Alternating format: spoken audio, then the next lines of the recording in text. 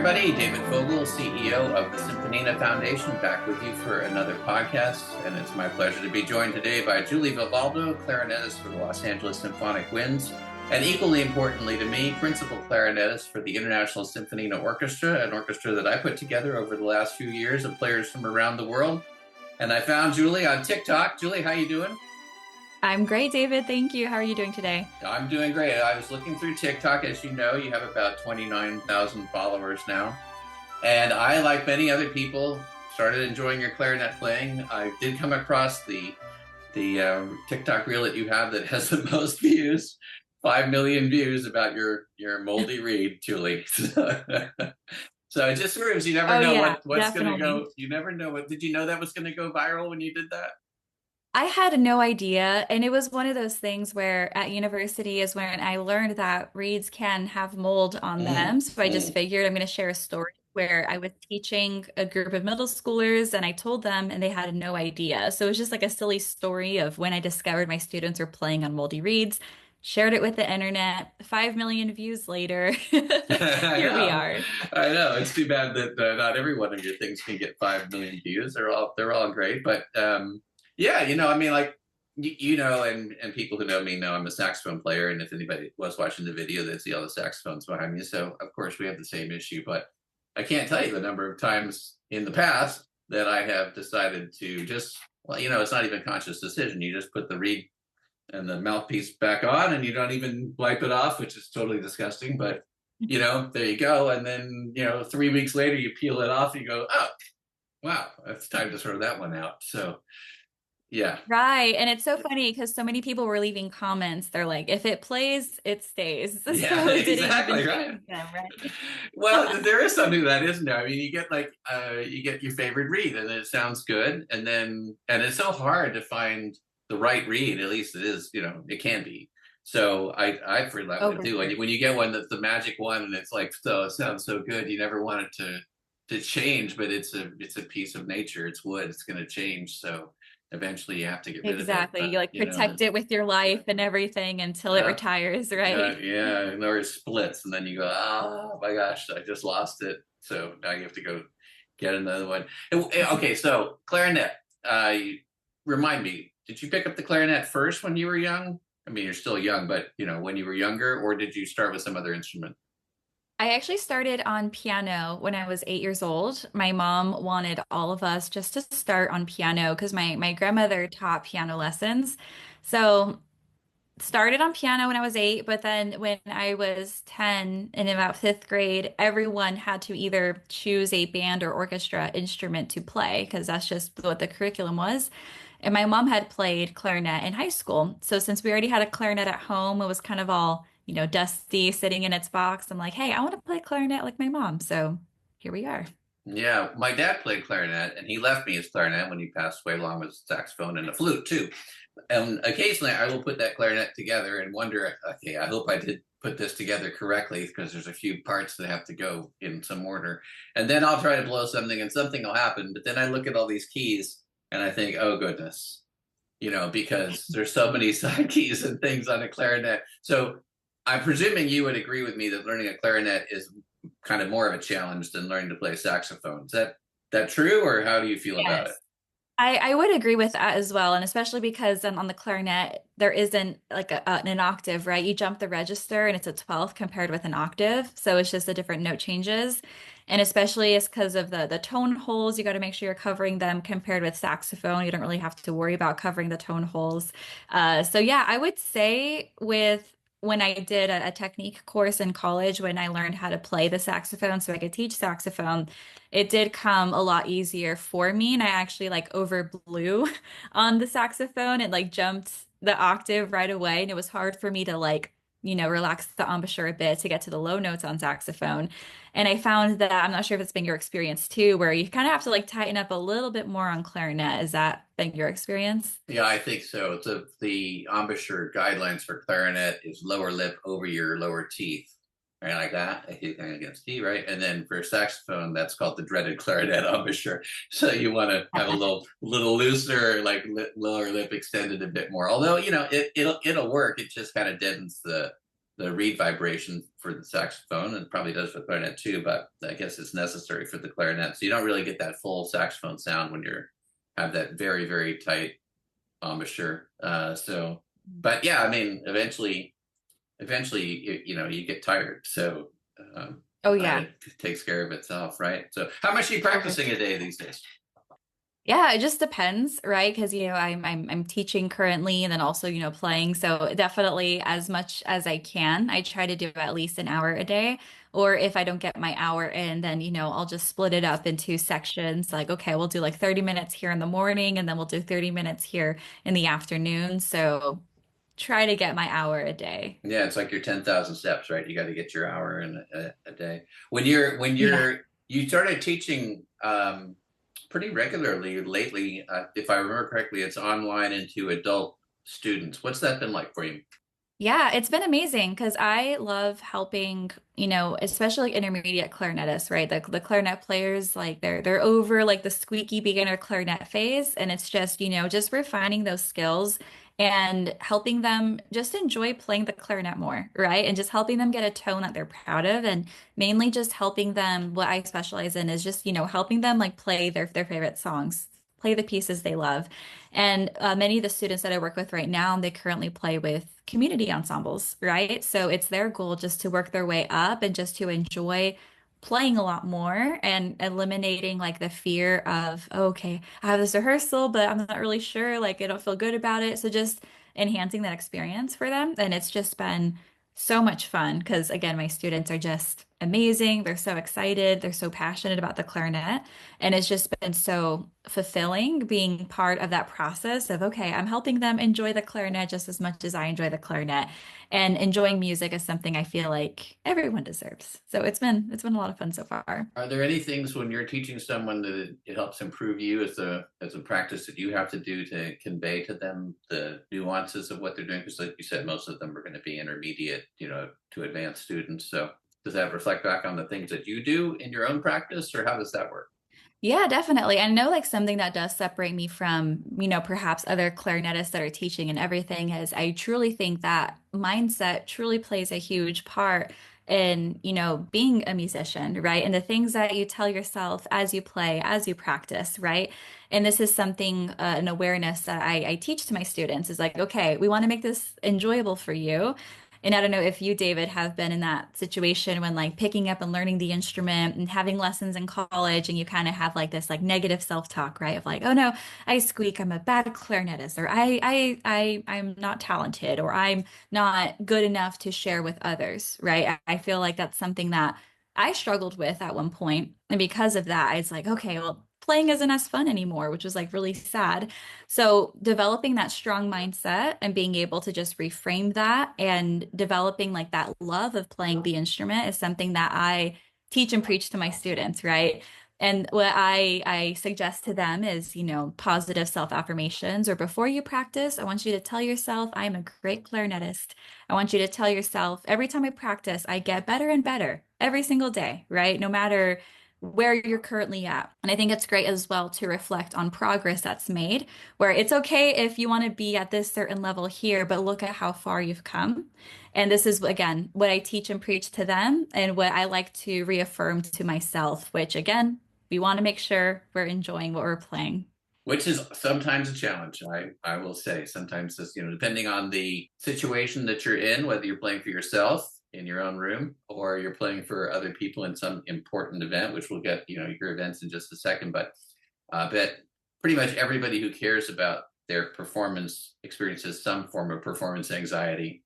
Maybe not I'm not worthy, but some sort of performance anxiety. I mean, we all hope to do well in the performance. So there's the fear that we might not do Right. as well as we want, right? What's your best recommendation for addressing performance anxiety? Oh yeah, I definitely think like for me what has helped is okay, like the most recent times where I've performed and I was nervous, trying to find the root, like what exactly was it that I was nervous about? Like am I nervous about what the audience will think of me? Am I nervous about is a teacher or a loved one going to be proud of me? Like, okay, what is it that I'm nervous about, right?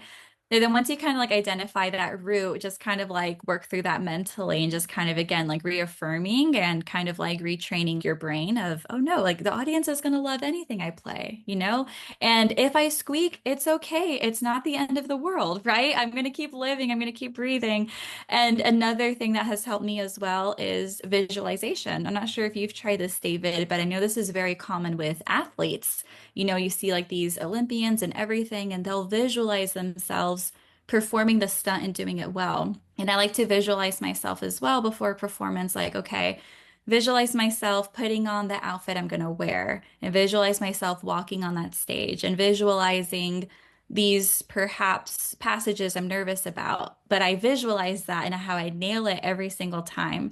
And how would I feel when I nail it every single time? So you're kind of like preparing yourself for that. Because then once you're able to see it, it's crazy, David. At least for me, then I'm able to truly confidently perform well. I'm not All sure if right. you've had a similar When experience. I pull out Eric Marienthal's saxophone book later this afternoon, I will do that, and we'll see if my my accuracy to the metronome is better, and we'll see if my ability to push that metronome a little bit faster, but staying completely in control is better. And I will report back to you. Yes, please do. Let me know. I will. I will. I will. But those are all good suggestions. I like that, and I hadn't really thought about visualizing in music performance. Really, I definitely have thought about that in sports, but I haven't thought about that in music, and probably should have. So thank you for that. That's great. You have a few performances coming up with the Los Angeles Symphonic Winds, and one I know is at the Walt Disney Concert Hall. So let's talk about that. When is that, and what is that? Yes, so that is taking place on June 17th, and we're performing, you know, various works, including by Holst and a couple of other composers I can't think of off the top of my head. I'm very excited about the planets. Like the minute I heard we're playing the planets, like, yes, I'm so Do you excited. have a favorite planet? And ooh, favorite planet. I love Mars. Yeah, Everyone loves Mars everyone for loves Mars. Holst, right? That's Yeah, just right. fan favorite. How about you? Yeah, no, Mars, Jupiter. Okay, so that's when was that? June 17th? June 17th, yes. Okay, and if somebody wants to go see you perform, they buy tickets online. How does that work? Yep, buy tickets online. We have our website, the Los Angeles Symphonic Winds website, and that's just lawinds.com. And then there they're able to see, you know, concerts. And we have a Tchaikovsky Spectacular coming up on March 22nd.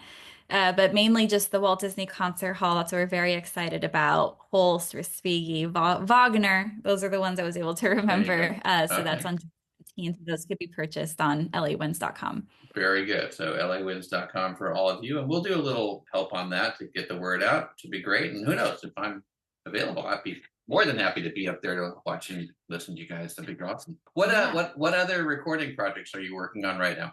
Yeah, I just finished up a recording project. We did Copeland's Appalachian Spring, which was so much fun. That's the first time I've ever performed that. It is just such a beautiful work. And that is conducted by Krikta Mahorta. So that's going to be released here on March 22nd, which will be really exciting.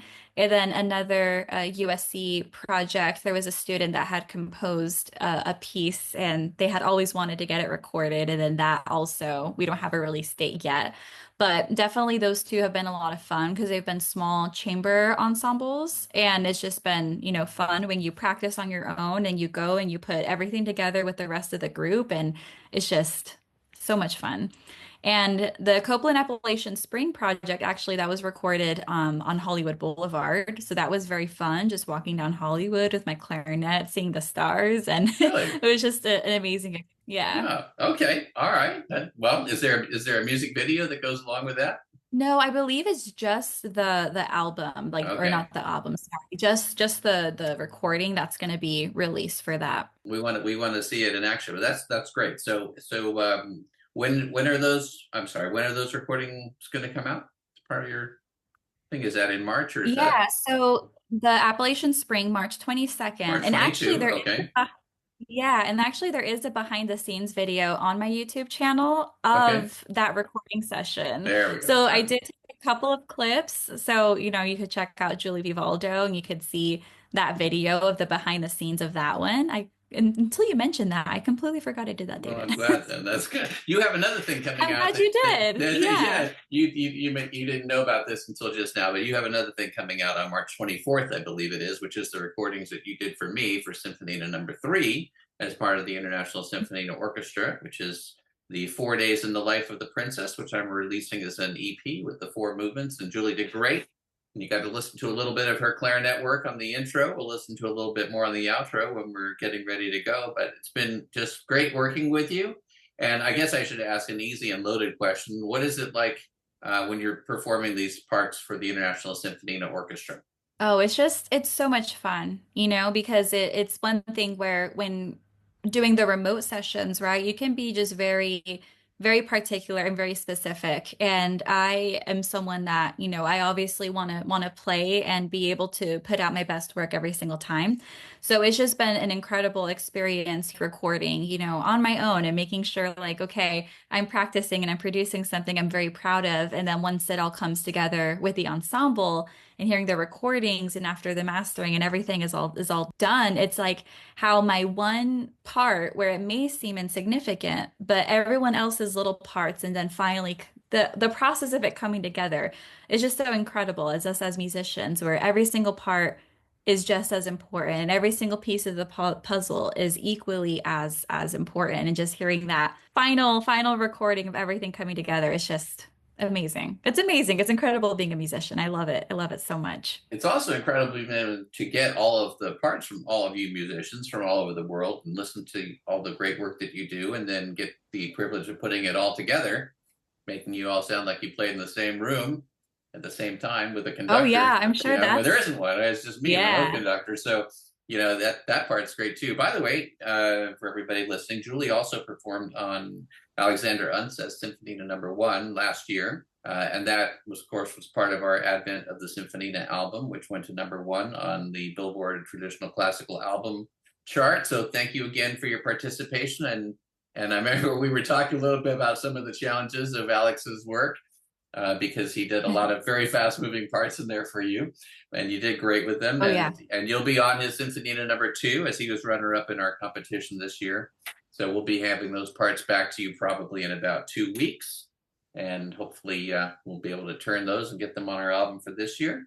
I'm sure we will, and I'm sure you'll do great. So thank you again for all of that. By the way, also thank you for being the absolute original ambassador for the Symphonina Foundation. You're the OG ambassador for the foundation.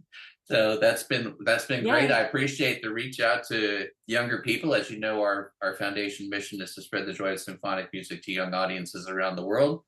And by young, we mean younger than me, which is definitely pretty much everybody. We appreciate your help with that. Your husband too is in the music business. So let's talk a little bit about what he's pursuing. Yeah, so my husband specializes in, music and film and TV, and he's been able to work on a couple of projects, a couple of short films. He is currently working on an audiobook, but one of his short films actually is called Hidden Within. And that film, he had composed all the original music for that one, and it is available on streaming. It's available on Prime Video and it's available on Tubi to watch for free. So he wrote the score for that one, and it's also available on Spotify. But we're so proud of that, and just having, a film that he composed all the original work for. And yeah, it's just been very incredible for him just being able to work on those projects because he's very passionate about film, about TV, and just music is such an impactful part of film and TV, as you know. So it's just been great to see him progress with that. And his name's Daniel Vega. So is that how people would go Yes. find his work, right? Yep, Daniel Vega, composer. Good. I remember watching a little video of work that he had the Budapest Scoring Orchestra perform, which I really enjoyed greatly. And I want to encourage him to do more of that. So we can all watch the players play. We might do some of that too with Budapest Scoring as we're recording with them on Friday for Jordan Janosko's work. But I really did enjoy that. So please relay that to him as well. What else do you have planned for 2025 and beyond? Ooh, yeah. I think, just the performances with the LA Winds, as you know, like many performances coming up in Thousand Oaks, in the Walt Disney Hall, like downtown. And in Westlake Village as well, we have a couple of performances recording on the Symphonina, teaching more clarinet, and of course just posting content to just make it very accessible for young people, like on TikTok, Instagram, and YouTube. And I know that's one of the things where I want to be able to provide a platform of resources that I wish I had when I was younger and seeing kind of like what's possible, right? So I know that is my goal for this year is again just to provide those resources, whether it's like free clarinet tips or behind the scenes of Copeland Appalachian Spring recording, just to show that it is possible to be a musician. And I know that's something that most people fear pursuing. And yes, there is some risk. And yes, there is, some things that, you work your way out as you figure it out and grow and everything. But it's just one of those things where it just makes me so happy, right? And I'm just so thankful for the opportunities that I have been given. And I hope to just provide a platform to ensure that everyone just loves music and they're playing music and they're being very fulfilled with music. So that's something that everyone deserves. Yeah, you have a great TikTok channel and a great other social media presence, and I appreciate it. If people want to get in touch with you, Julie, what's the best way to do that? Yeah, you could just search my name, Julie Vivaldo, Vivaldo. You could find me literally anywhere. And my username on TikTok and Instagram is at juliev.music. And then my YouTube channel as well, just Julie Vivaldo. Julie, thanks so much for listening to some more of your clarinet playing on the way out. And as always, if we can ever be of help to you, you're a great help to us. Just let us know. All right. Thank you, David. I appreciate it.